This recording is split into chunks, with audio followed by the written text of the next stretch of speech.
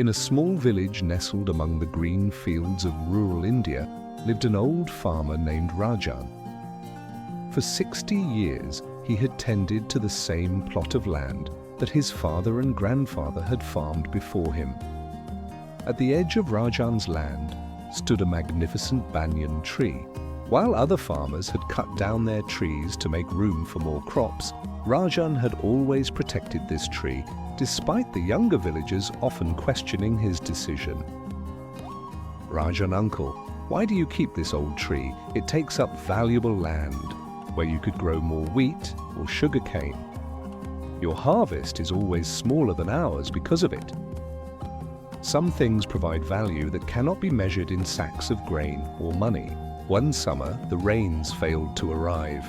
Day after day, the scorching sun beat down upon the village. The crops began to wither in the fields. As the drought continued, the farmers watched helplessly as their crops died. Desperation grew as food supplies dwindled. "We must consider leaving our homes to find work in the city until the rains return." But Rajan did not join in the panic. Every morning, he would walk to his banyan tree and sit beneath its shade. "What are you doing, old man? There is no time to rest. We must find a solution." "I am not resting. I am observing and thinking." Rajan had noticed something the others had missed. While the fields were dry and barren, the ground beneath his banyan tree remained somewhat moist. The tree's massive root system reached deep into the earth, finding water that the crops could not reach. One evening, Rajan began to dig near the roots of the banyan tree. By morning, he had created a small well. Water. Not abundant, but enough to save some crops. The tree's deep roots had led him to a small underground stream. "How did you know?" "The banyan tree taught me. Its roots go deeper than any of our crops. It has survived hundreds of monsoons and droughts because it does not panic. It adapts. It finds water where others cannot." With careful rationing of the water from Rajan's well, the villagers managed to save enough crops to survive until the rains finally returned. As the crisis passed, the young farmers gathered around Rajan beneath the banyan tree. "We would have abandoned our homes if not for your tree and your wisdom, Rajan uncle.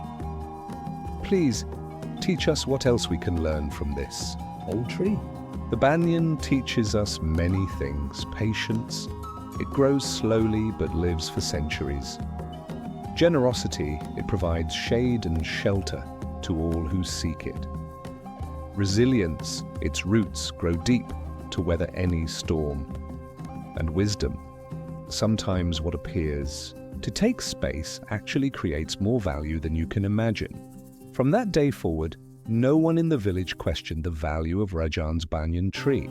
Instead, they planted more trees along their fields, understanding that true prosperity comes not from maximizing short-term gains, but from living in harmony with the wisdom of nature.